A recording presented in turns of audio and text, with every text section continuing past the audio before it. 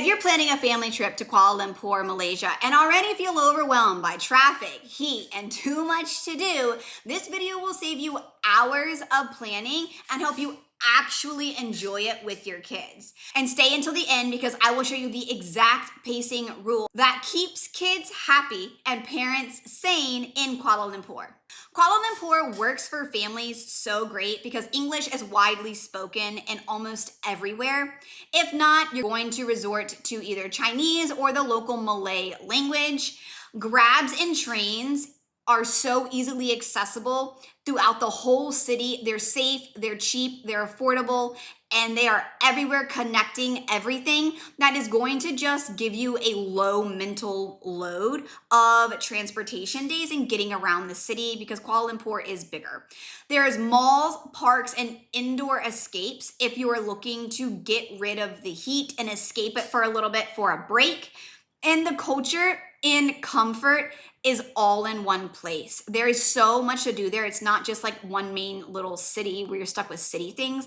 You can go to the beaches. You can do so much and do smaller little day trips or even like a little overnight trip that you can have everything in one place. But this city only works if you plan differently than Europe, and most families don't. This next mistake is why families burn out by day 3. The biggest planning mistake is scheduling too many neighborhoods.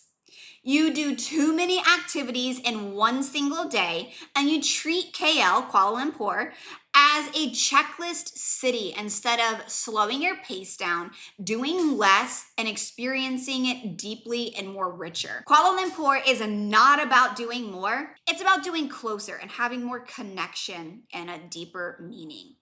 This is exactly what I teach step by step inside my stress-free family travel course. Links are below if you want the system. Now, let me show you the exact 7-day itinerary that actually works. Days 1 and 2, these are going to look like your arrival day and your city adjustment. So day 1, you're arriving, nothing big is going to be planned. You're going to check into your hotel. You might have a short walk to kind of see your little block or two around what's going on, what are the restaurants like, what is the vibe like, where you're staying, and just kind of get the quick little local lay around and have an early dinner if that's what you need to do to catch up on your sleep, especially if you're coming from a time zone change, which I'm assuming most families are.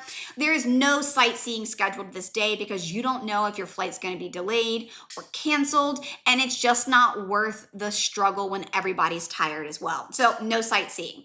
So that brings us up to day 2, where you can go to the KLCC Park, which is fabulous, the Petronas Towers area, which is like a must-see, must-hit place to go for all families in KL.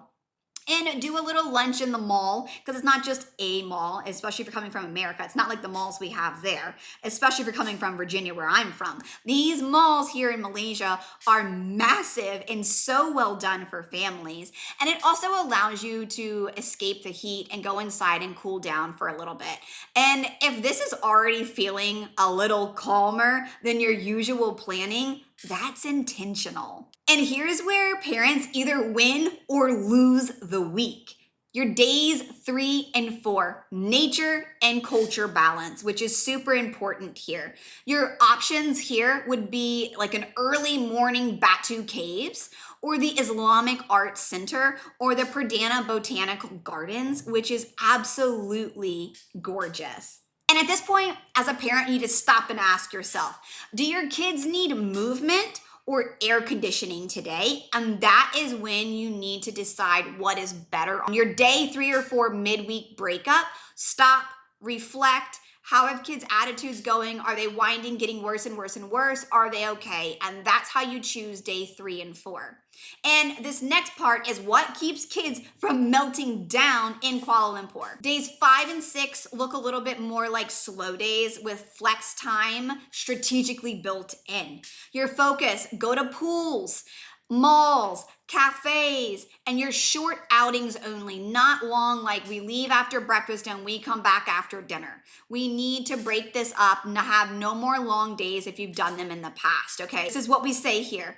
your one main activity, your one anchor for the day, your one optional if you have energy or time and attitudes align, and one rest anchor to bring everybody back together in the afternoon. So you have your one main activity, one optional, and your rest anchor. And if you want my free family packing list, it's linked below. It's going to remove one more decision right off your plate. Before you plan day 7, you need to listen to this. Day 7 is your flex day and departure. Nothing scheduled. Maybe if you have time, if you have a late flight, you can revisit maybe one of your favorites. You're gonna pack calmly, or at least the evening before. If you want to go back and revisit your place, go ahead and have that finished and have no pressure. You don't wanna be rushing, and you don't want any pressure on the day of departure, your day 7. And this is how you come home feeling rested instead of needing another vacation, because there's nothing worse than needing a vacation from your last vacation.